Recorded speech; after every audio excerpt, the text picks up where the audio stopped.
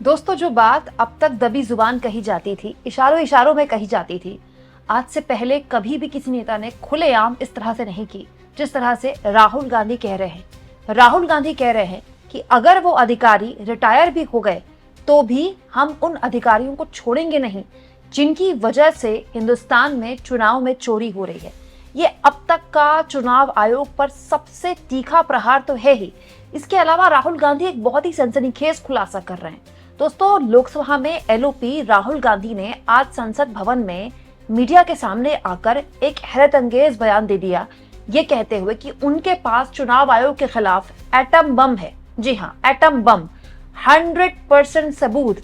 यही नहीं दोस्तों, राहुल गांधी यही नहीं रुके, उन्होंने आगे ये भी कहा कि वो लोग जो ये सब कुछ कर रहे हैं वो ये ना सोचें कि वो रिटायर हो जाएंगे तो बच जाएंगे।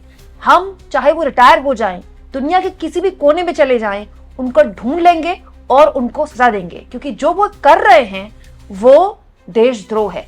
हर लिहाज से दोस्तों, ये चुनाव आयोग में बैठे अधिकारियों के लिए एक वार्निंग तो है ही, साथ में ये चेतावनी है उन दो सबसे बड़े अधिकारियों पर जिन पर सबसे ज्यादा सवाल खड़े हुए हैं। दोस्तों, देश के इतिहास में शायद ही किसी चुनाव आयुक्त पर इतने सवाल खड़े हुए जितने राजीव कुमार पर हुए। पूर्व मुख्य चुनाव आयुक्त राजीव कुमार, जिनकी देखरेख में लोकसभा चुनाव हुए, आप याद कीजिए, लगातार सिलसिलेवार तरीके से उनके साथ विपक्ष मीटिंग करता रहा, लेकिन कोई नतीजा उसका नहीं निकला। फरवरी में मुख्य चुनाव आयुक्त के तौर पर राजीव कुमार रिटायर हुए और ज्ञानेश कुमार ने कार्यभार संभाला, लेकिन उसके बावजूद भी विपक्ष की शिकायतें कम नहीं हुई, बढ़ी गई।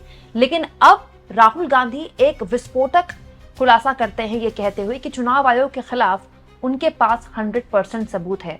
दोस्तों, आज संसद भवन में चुनाव आयोग के खिलाफ आक्रामक रवैया अख्तियार करते हुए राहुल गांधी ने कहा, हमारे पास सबूत हैं कि चुनाव आयोग वोट चोरी करवा रहा है।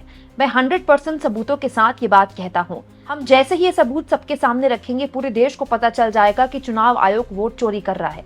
किसके लिए करा रहा है? बीजेपी के लिए करा रहा है। हमें मध्य प्रदेश में संदेह था, लोकसभा चुनाव में संदेह था, महाराष्ट्र विधानसभा चुनाव में संदेह था। चुनाव आयोग हमारी मदद नहीं कर रहा था, इसीलिए हमने अपनी तरफ से जांच करवाई। इस जांच में 6 महीने लगे। जो हमें मिला है वो एटम बम है। चुनाव आयोग में जो भी वोट चुराने का काम कर रहे हैं उन्हें हम छोड़ेंगे नहीं, क्योंकि आप हिंदुस्तान के खिलाफ काम कर रहे हैं, जो देशद्रोह है। आप कहीं भी हो, चाहे आप रिटायर क्यों ना हो जाएं, हम आपको ढूंढ निकालेंगे। राहुल गांधी लगातार चुनाव आयोग के खिलाफ बोलते रहे हैं दोस्तों, ये लेकिन उनका अब तक का सबसे आक्रामक रवैया है। याद कीजिए, अभी कुछ दिन पहले इंडिया गठबंधन बिहार में हो रहे एसआईआर को लेकर चुनाव आयोग से मिलने गया था, और जब चुनाव आयोग से मुलाकात करके विपक्षी दल बाहर आए, महागठबंधन बाहर आया, तो वो बहुत ज्यादा नाराज था, गुस्से में था।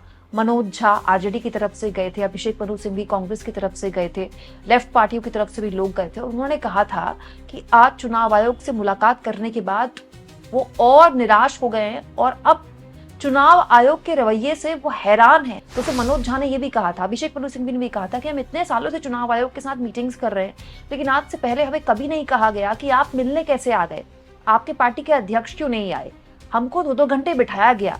तब से ही लगातार ज्ञानेश कुमार पर सवाल खड़े होने शुरू हो गए थे। बल्कि तब मनोज झा ने यह भी कहा था कि हमसे कहा गया कि ये नया चुनाव आयोग है। याद कीजिए, अगर आपको याद ना हो तो मैं आगे आपको वो पूरी बात मनोज झा की सुनाऊंगी।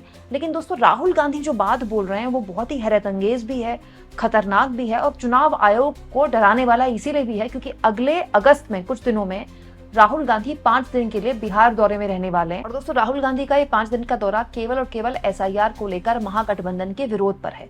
हर लिहाज से महागठबंधन इस मुद्दे को न केवल बिहार के जन जन तक पहुंचाना चाहता है, बल्कि ऐसा लगता है कि महागठबंधन किसी रणनीति के तहत काम कर रहा है।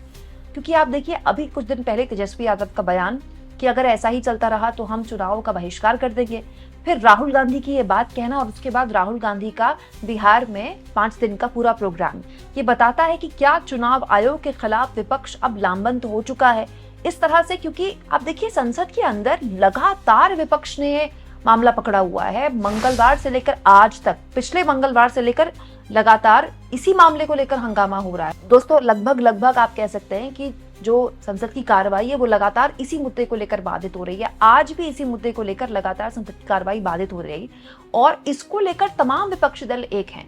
ऐसा लगता है कि इंडिया गठबंधन में एक सामंजस्य बैठ गया है, चाहे वो तृणमूल कांग्रेस हो, चाहे वो समाजवादी पार्टी हो, चाहे वो आरजेडी हो, सब इस मामले में एक हैं। लेकिन अब राहुल गांधी ने इस मामले में बहुत बड़ा मतलब सनसनीखेज बात बोल दी है कि आप अगर रिटायर भी हो जाएं तो भी हम आपको ढूंढ निकालेंगे, क्योंकि ये देशद्रोह है। और बात भी ठीक है दोस्तों, किसी भी तरह का चुनाव का मैनिपुलेशन अगर कोई कर रहा है, जैसा कि विपक्ष आरोप लगा रहा है, और अगर ये सच में हो रहा है और ये प्रूफ हो गया तो ये देशद्रोही माना जाएगा। चुनाव आयोग का काम देश में चुनाव करवाना है। चुनाव में धांधली अगर किसी भी तरह से चुनाव आयोग की तरफ से होती है तो वो गलत माना जाएगा। और चुनाव आयोग को ये नसीहत, ये वार्निंग इसलिए भी थी दोस्तों, क्योंकि होता क्या है, जब आप सत्ता के करीब जाते हैं, मैं खास तौर पर मीडिया में रह चुकी हूँ तो मैं इसको आपको समझा सकती हूँ, तो सत्ता का ना एक मिजाज है अहंकार का, क्योंकि आपके पास अकूत ताकत होती है, अकूत ताकत। सरकार से ऊपर किसी के पास ताकत ही नहीं है। तो जो सरकार से सटते हैं ना, जैसे मीडिया के लोग हैं जो सरकार से सटे हुए हैं, उनका अहंकार अलग ही लेवल का होता है, वो अपने आप को खुदा समझते हैं। लेकिन सत्ता का ना एक और मिजाज है, सत्ता बड़ी चंचल होती है। कुर्सी का पता नहीं, कभी इसके पास कभी उसके पास। इंदिरा गांधी जैसी ताकतवर नेता, कभी उन्होंने सोचा था कि वो मतलब जिंदा रहते इमरजेंसी लगा देंगी और देश उनको हरा देगा। फिर उन्होंने ये भी नहीं सोचा होगा कि तुरंत 1-2 साल के अंदर देश उनको जिता देगा। कांग्रेस का इतना लंबा शासन रहा, लेकिन कभी कांग्रेस ने सोचा था कि 15 साल से वो शासन से बाहर हो जाएगी। तो किसी के लिए कहना कि वो हमेशा शासन में रहेंगे, सरकार में रहेंगे, किसी नेता के लिए आसान हो सकता है।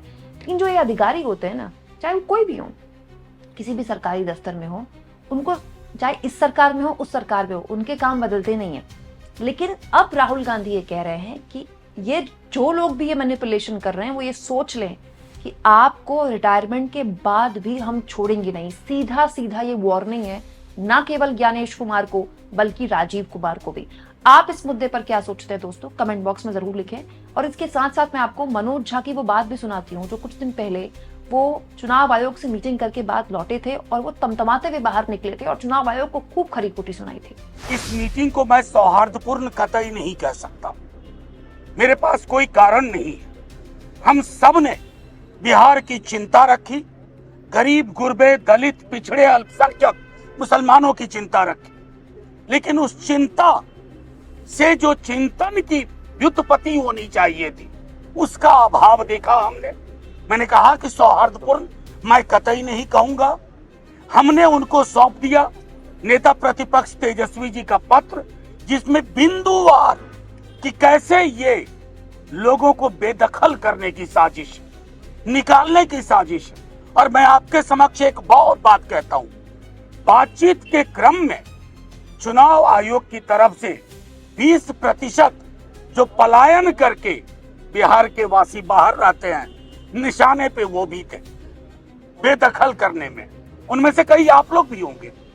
अगर किसी एक्सरसाइज का पर्पस इंक्लूजन के बदले एक्सक्लूजन हो जाए तो हम क्या ही कहें।